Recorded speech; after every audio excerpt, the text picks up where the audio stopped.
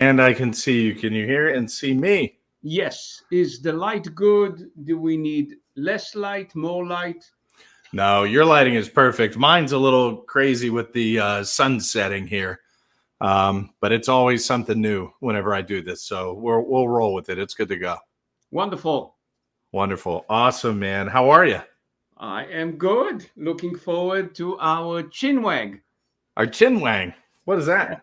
Chinwag. It's the English version to fireside chat, conversation, chinwag. Chinwag. Okay. I've never heard of that. I'm going to have to steal it. Good. Awesome, Steal man. it. I will. I will. We have a daughter-in-law from Nottingham, so chinwag is a term that I stole from her. Fantastic. So a chinwag it is. A chinwag is what we shall have tonight. What are you drinking? I am drinking, in your honor, a Stalichnaya vodka. Fantastic. I've never had that or heard of it. It's a very popular vodka, and it's also in honor of the many years which I've worked and spent in Russia and in the other Eastern European republics. Fantastic. How do you say it? Na zdrowie. Well, you say Stalichnaya. Stalichnaya. Which is the Russian word for capital. Interesting, man. My wife is from Monterrey, Mexico, so I usually roll my R's and stuff, but the Russian language is a difficult one to master. You also noticed that I picked a red glass. I do. Yes, so. Well, I'm drinking some Evandria. I'm sure I'm saying that wrong. It's a red. I don't know. It's pretty dark, but pretty tasty. So, Michael, thank you for joining me today. Na zdrowie. I appreciate it. Looking forward to it. Cheers. Absolutely. Na zdrowie, as the Russians say. Wonderful. Yes. So let's just hop right in. Absolutely. Tell me a little bit about you. Tell me who you are, and what do you do? So I'll go back. Born in Tel Aviv a few years back, and started early on what some call the American dream, and discovered the American dream in many ways because of the Army Corps of Engineers, and because of what most Americans are unaware of, the amazing work of what Americans do overseas, partly the Army Corps of Engineers, and also others that do all over the world. As a kid, to my surprise, to my dismay, I discovered this amazing talent in front of my eyes of this American gift, professionalism in engineering, just in front of me. We didn't have the capacity to lend what we were about to get, and that is the American F-15, F-16. Our airports were not capable to do that. And so America said, but wait, we'll help you construct these airports. And so American engineers came to Israel to build airports that enabled that to happen. But Israel is a tiny country, was and still is, and half of it was on dunes. And so you can imagine, how do you build airports on dunes? I was sure as a kid, it cannot be done. So here came engineers from this country, which is so far away, and developed airports, built, planned it, designed it, constructed it on moving sands. And these F-15s, F-16s landed.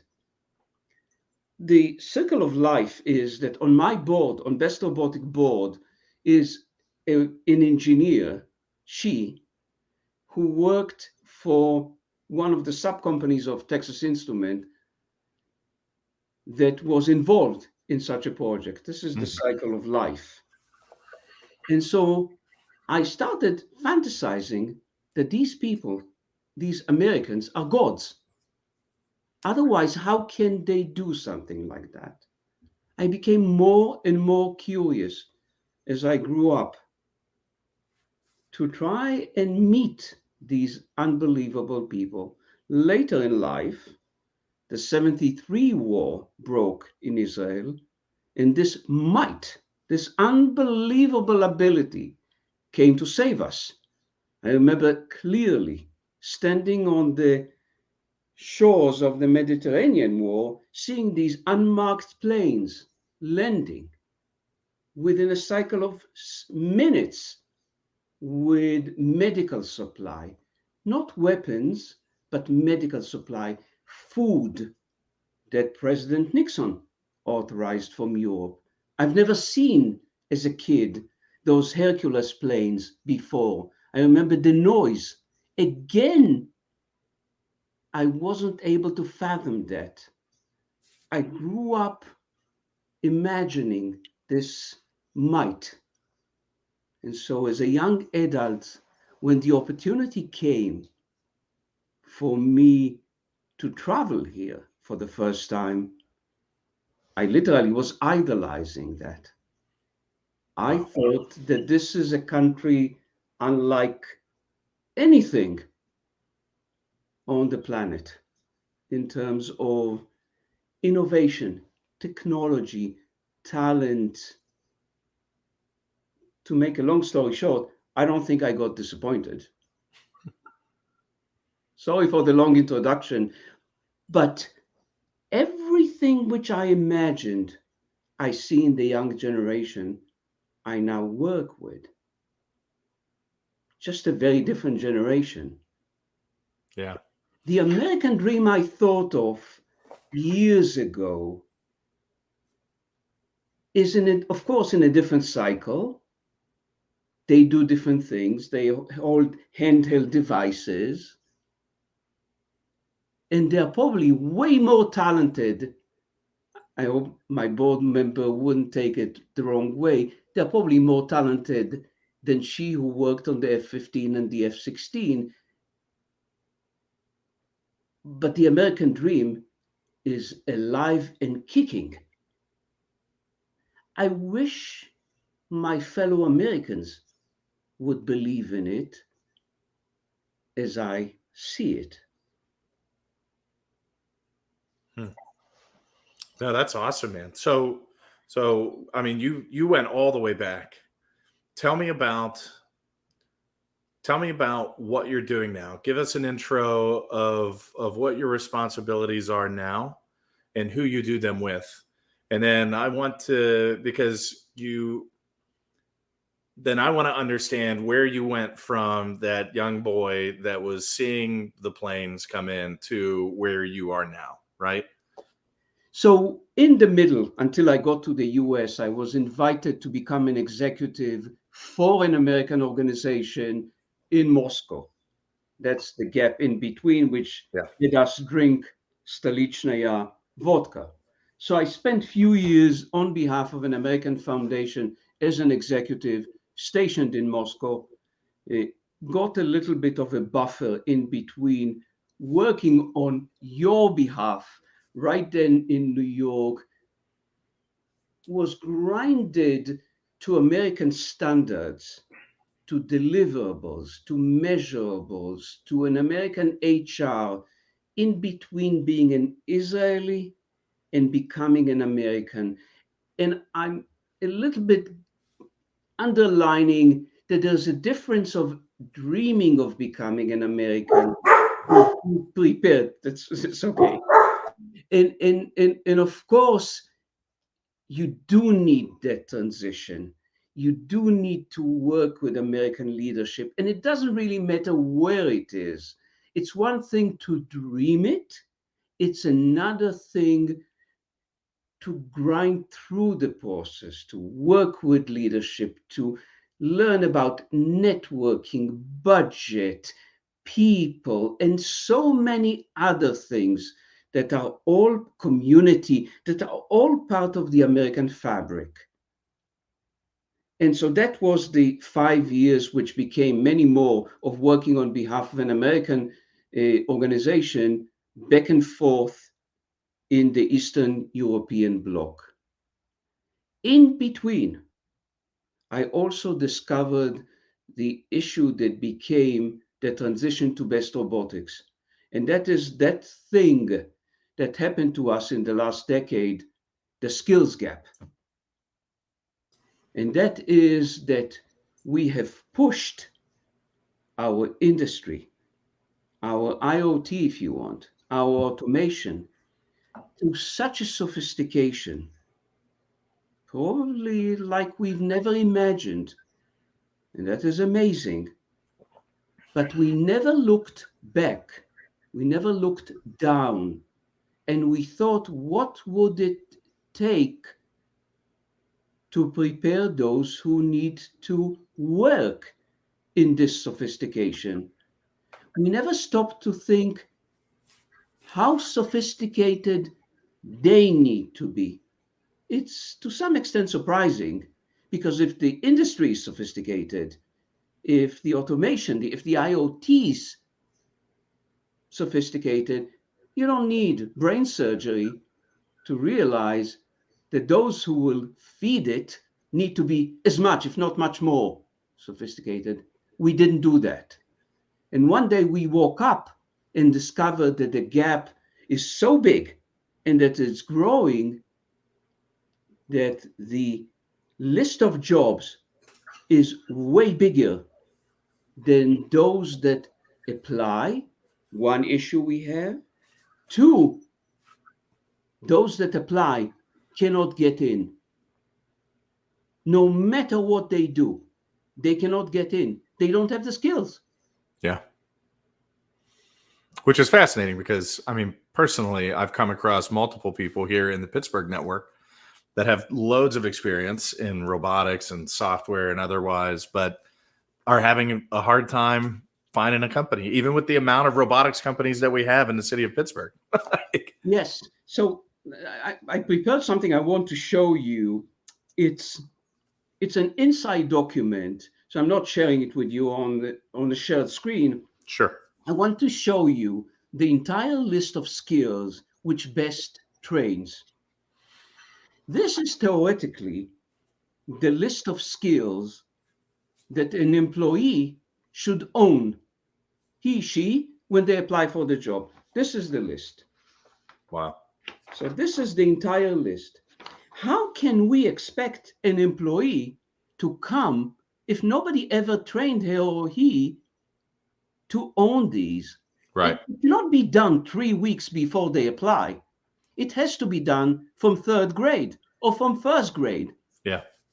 To give you just one example, if empathy is one of them, and it's one of all this list, empathy is basically your idea is way better than mine. Not me saying it, embodying it, realizing in a team that your idea will always be better than mine. This is the essence in an industry of empathy. Functioning this way, realizing that this is the way to go. And so on, many, many more skills.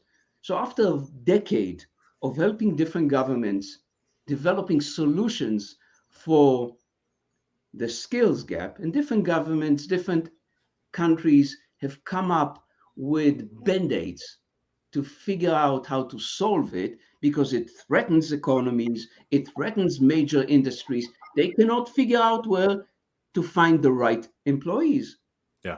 To my dismay, I discovered an organization here in the US which has been doing it quietly for 27 years, consistently, out of Texas Instrument, established in 1993 for free, with the vision of one of the most well-known technology companies in the world, TI. Yep. and that isn't even really accredited for fixing the skills gap. I wasn't even thinking that there might be an American company or organization that is capable of fixing the skills gap. I immediately joined the board because I didn't think that there is somebody in the US who can fix it. And a year later, I took the executive position. The issue is so dangerous. It's not only dangerous because of giving people employment. This is one of the more moral, ethical issue, helping people find jobs. This Yeah. is one issue. The issue is on the economy side. Industries will collapse. If they cannot find employees, they will collapse, they will close. The issue is also on countries' side. Taxes cannot be paid. Countries will sink if their industries cannot find employees. It really is a dangerous issue. You've got to close the gap. No matter what you do, close the gap. People have to be fit for jobs. Yeah. So walk me through a little bit of, I mean, you talked kind of where Best Robotics came from, right? Walk me through a little bit about what you guys are doing. Like, how are you guys attacking the issue of the skills gap? And you mentioned from third grade on, but let's peel that back a little bit. How are you guys addressing that? So first of all, we don't work on the third grade, although we did do with Texas Instrument few pilots from third grade to sixth grade, more on the coding side for boys and girls. We work from sixth grade to 12th grade on a completely free based. Mhm. And of course, we don't load our students with the heavy agenda of closing the skills gap. This is more of an adult conversation. What we invite the students for 6 to 12 weeks program is for, if you want a boot camp of challenges. Best is a project-based learning of first round 6 weeks, where they enter as school teams. They sign up on behalf of their schools in 45 locations across the country, about 18,000 students prior to COVID, where they have number of challenges, a very large number of challenges that range from software engineering, marketing, exhibition booth. They range from a pitch, from video production, and on, from engineering notebook, and many, many more. In order to complete these challenges as a team, they have to subdivide, because the team cannot complete as a whole team all of these challenges. Right. They don't have clear instructions. There's no downloads. It's all ambiguous. So they have to figure it out by themselves. They do have a mentor that comes from industry or academia. They have to make decisions. They have to time manage. They have to subdivide, as I already mentioned,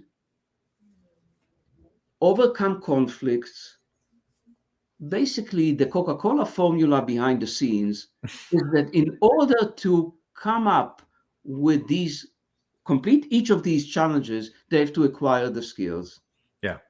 Each year, go ahead. Well, I'm just going to say, like, which for a sixth grader, learning to deal with conflict and overcoming challenges and learning how to attack a task and complete a project and come together as a team, like, those are that takes some brain capacity, right, for a sixth grader to be able to do.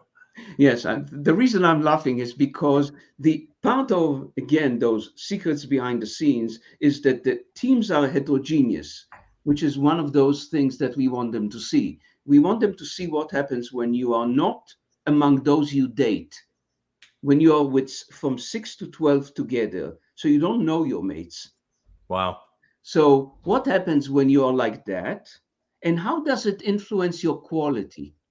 when you don't know your mates, how does it improve the quality? So, in other words, you also discover that diversity is a huge benefit.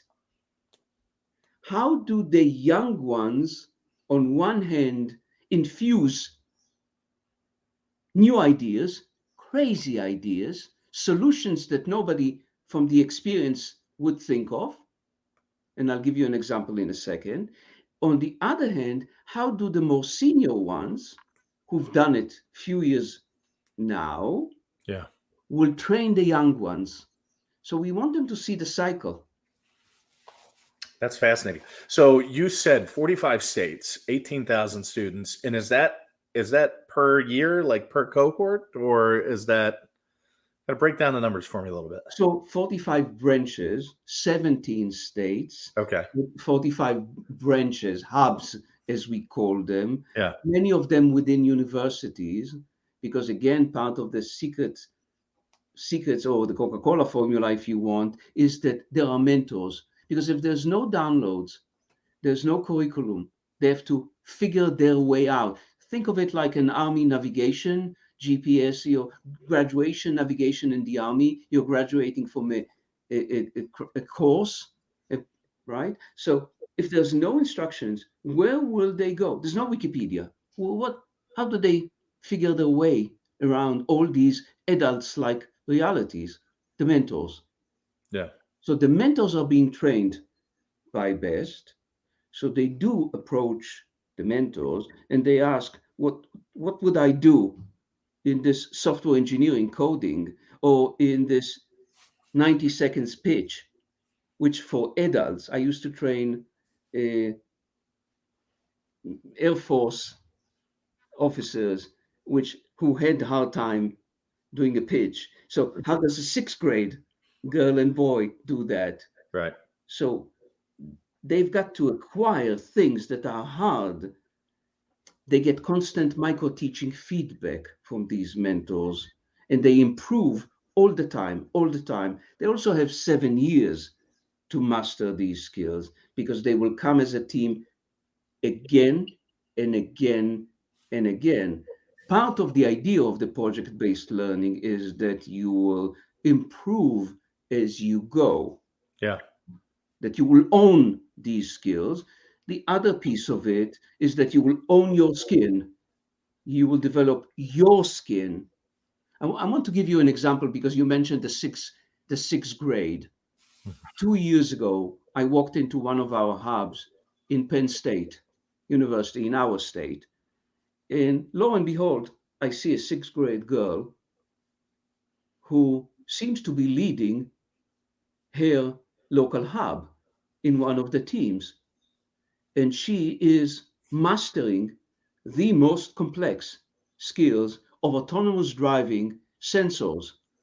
You and I know that this is the same skill which Carnegie Mellon University Master of Software Engineering in Robotics demonstrate. Yeah. Alex, she's a sixth grade middle school student. I physically stepped back. I thought I'm dreaming. What is she doing leading a team in a skill that she is in the wrong place, the wrong age, the wrong time? Right. Because I wasn't sure I'm seeing right, I interviewed her parents, her teacher, her mates. Everybody said, Michael, it is what it is. She showed up with this talent. And so the team decided, although she doesn't have all the other talents yet, to make her the leader of the team. Had we appointed a rookie to lead a team of 6th to 12th grade on her first grade, on her first year, just because she's so talented in one skill? I don't think we would. Her team won in the hub, in the regional. They won the championship nationally because Wow. of Aubrey Evans from Du Bois. Sometimes we don't have explanation. because of these kids' talents. Toyota would probably say, "We want her. We want her now. We want to give her scholarship now Right. because one day she will be in our research institute." Yeah. I think the point is to put these kids now into a training process so that they can start showing us Yeah. what is it that they are so capable of. Yeah. And I think it's really interesting. I mean, when I went to high school and I grew up, and it was probably similar. Well, I would say similar for you, but when I grew up, I mean, they had Votech, right? You had Votech for Oh, woodworking, you had Votech for automotive, you had Votech for these vocational regions and specifications. And I think that what you guys are trying to accomplish with Best Robotics, which is really awesome, is basically creating that Votech for that skills gap that we talk about in the technical fields, right? Get them started on a young age in software engineering, in robotics, in understanding how to get up and how to give a pitch, how to have a conversation, how to address a group of people. And those are things that, I mean, there are jobs out there where those aren't necessarily needed, but more and more and more from what we're seeing, every company has software, every company has engineers. Training kids at a very early age to not only address and not only understand, but to master those skills at a very early age. It's gotta be incredible. So talk to me about, are there any findings from the research? You guys have been doing this for 27 years. I'm sure by now you have some stories, some success stories and statistics of the kids that go through programs end up bing, bang, boom. so I'll start with the thing we don't do, and we Okay. should, and only because for the sake of transparency, I rather start with a weakness. We don't research where they go after 18, and I've been asked about that many times, and I think it's something we should. After life, after our Sure. life, where do they go? Yeah. What happens to them after? And we should, and also because we should offer them lifelong learning certificates to continue, because their passion doesn't end at Yeah. 18. They want to continue doing things beyond the age of 18. What we do track diligently is not only their skills, but who are they, their background, their cultural background. um, as much as I don't like to characterize them, their underserved background, their minority, Right. the color of their skin, things that I wouldn't want to point to them this way. But because we have to catch up with things that we haven't done right as a society, Sure. and because we have gender gaps that we have to fix, and because these are things that we are doing better at best, or at least on the field, girls are awesome. Aubrey isn't the only one. Girls at best push the entire teams forward. So having more girls is a huge advantage for Yeah. Best. Hispanic kids, African American kids, all of them infuse the entire population of our students. So leveling the playing field isn't just being right, it's infusing the entire community of IoT. It will make a difference in the American innovation and entrepreneurial system. Mhm. If we think that we are just being right, we are cutting ourselves short. This isn't just about that. Yeah. It's making what we want to produce and innovate way better. Yeah. This leveling of the playing field makes what we are aiming at much better, which is what we are tracking left and right constantly. And we see how it's improving. Yeah. So on that, we are better. No, that's awesome. And you mentioned a little bit earlier some partnerships This and, is the scholarships. Aubrey. I'm pointing to her. I picked her as my other drink because she rocks. She is that sixth grade girl whom the entire team at Penn State salutes to because she made them won the championship. Yeah. So No, to that's Aubrey. fascinating. To Aubrey. So in even your story about Aubrey, you mentioned, you know, hypothetically Toyota coming and offering scholarships and things like that. Do you guys operate that way? Do you have some partnerships with organizations that talk to us about that? So yes, we do have significant partnerships with several industries, and in the non-formal way, we call ourselves Industry Training Academy, because at the end of the day, what we do is we train them for industry. We are called Best Robotics, but the underline is that we are Industry Training Academy. We do have significant partnership with Toyota, with MathWorks, and with Texas Instrument on a national level, and with few more.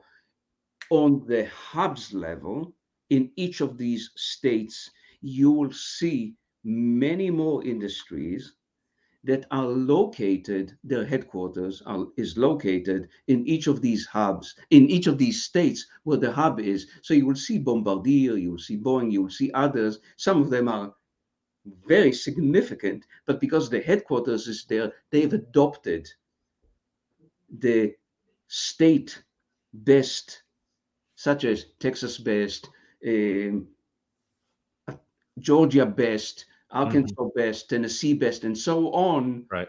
is their best that they work on a state level. The future is for best, and I know we will get to the future sooner rather than later in the conversation. The future is way more collaborations between industry in best because of closing the skills gap. Yeah. Because this is the way to get more employees and to work with them sooner rather than later, and not to miss the train. Yeah. No, that's great, and that's a great segue. You know, tell me about where you guys are going. What's next? Right now, you're in 45 hubs. Um, like what's next on the horizon for Best Robotics? So I'll mention to you an example which I admit to have been wrong, and that inspires, I think, where we are heading. Mhm. When we had a discussion on the board about adding the autonomous driving sensors, I was one of the board members who said, also because I used to be part of Carnegie Mellon, I used to say, I said then on the board that this is going to be too sophisticated for best robotics students. From the example with Aubrey, you know how damn wrong I was. And who but Aubrey proved me in front of my eye. Good for God, her. right, God sent me to see how wrong I was. Right? So I think, to answer your question, I think the future for us is to bring more sophisticated AI augmented and other industries products, sophistication, and things that industry wants to test, and Mhm. bring it to these young minds so that they would work with these. And so to some extent, these are things that have not been launched yet. And the testing ground, if you want, is with them, so that they would work with one of the amazing things that MathWorks does, although they are working with a way older population, university and above, and MathWorks is a global company. They have dedicated themselves in the last decade to working with the students directly.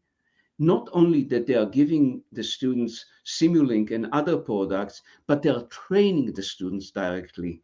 So on one hand, they work with research students of university and above. On the other, MathWorks is going deep into the population of young middle school and high school kids, train them, let them test these products and fly with coding as far as they want. I Mhm. think I use this example because I think that this is the future.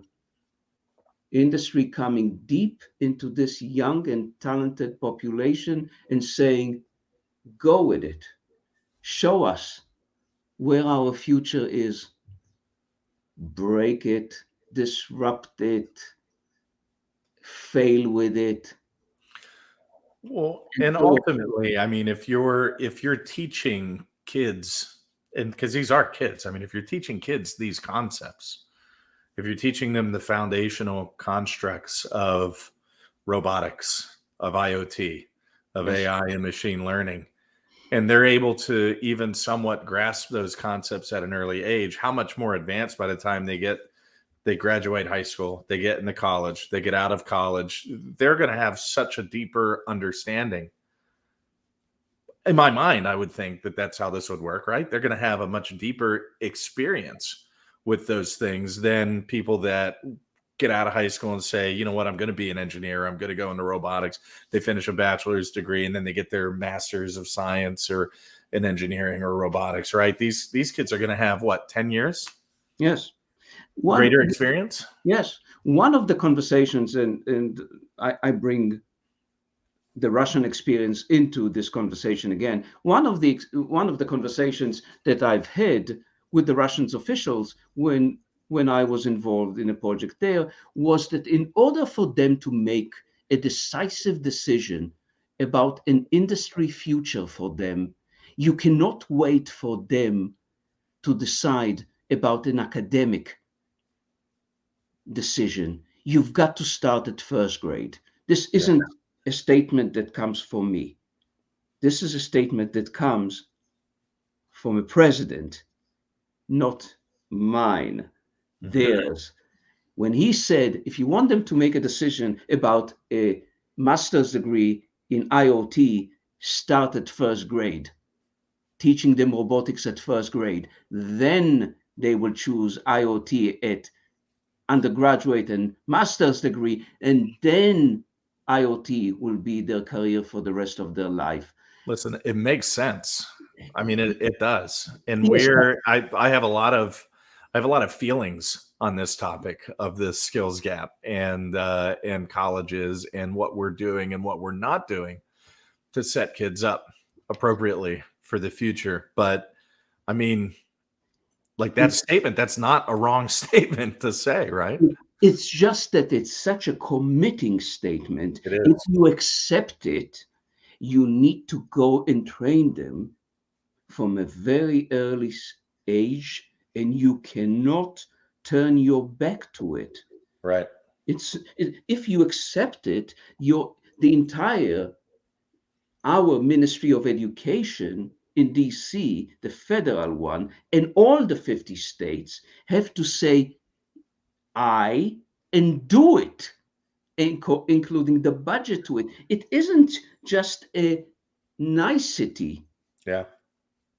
it's a commitment. Yeah. He said it, he delivered it. If we accept it, we've got to go with it and do it. Yeah. Michael, and forgive me, I'm gonna throw you a curveball here because I'm curious. No, So please. do you have some numbers on how the skills gap is negatively affecting us right now? Are there some statistics that you can throw out? So it isn't something that I have tracked in recent years because once I joined Best, the numbers that I've collected really are how many are we training, how many are Sure. in each hub, in each team. My focus was to try and grow.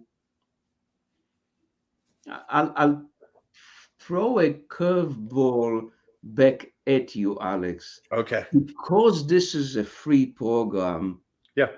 I would like to have every child in this country get the best training to close the skills gap from one side of the nation to the other, because it translates to securing a job. Right.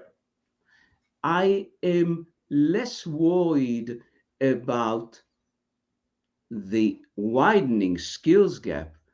I want to deliver to each school an opportunity to join the training.